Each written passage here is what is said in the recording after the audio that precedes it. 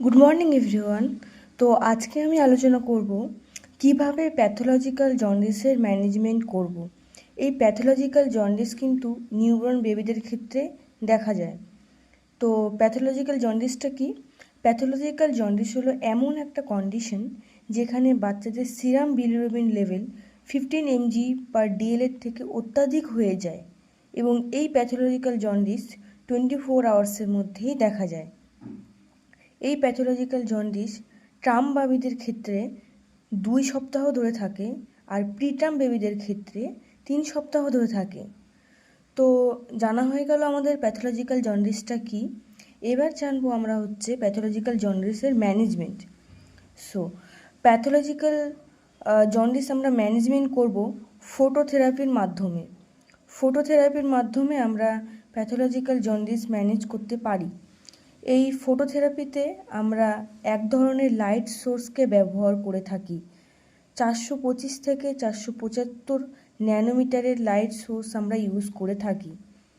যে আনকনজুগেটেড বিলিরুবিনটা বাচ্চাদের শরীরে আছে সেটা ওয়াটার সলিউবল কনজুগেটেড বিলিরুবিনে কনভার্ট করার জন্য আমরা ফটোথেরাপি ইউজ করে থাকি। এখানে বাচ্চাকে 30 থেকে 45 সেন্টিমিটার দূরে রাখা হয়, মানে সেই লাইটের সোর্স থেকে 30 থেকে 45 সেন্টিমিটার দূরে আমরা বাচ্চাকে রাখবো। এই সময় রুম টেম্পারেচারও মেনটেন করতে হয়। মোটামুটি 25 থেকে 28 ডিগ্রি সেলসিয়াস থাকতে হবে রুমের টেম্পারেচার, এবং বেবির আই এবং জেনিটাল এরিয়া কভার করে রাখতে হবে, না হলে বেবির আই এবং জেনিটাল এরিয়া ক্ষতিগ্রস্ত হওয়ার সম্ভাবনা থাকে।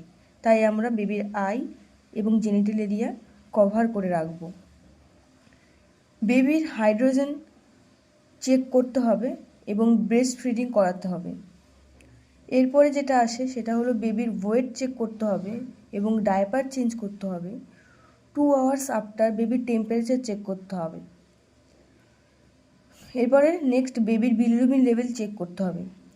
তো আমরা জেনে গেলাম যে প্যাথোলজিক্যাল জন্ডিস কীভাবে করব বা প্যাথোলজিক্যাল জন্ডিস ম্যানেজমেন্ট কীভাবে করব, প্যাথোলজিক্যাল জন্ডিসটা কী।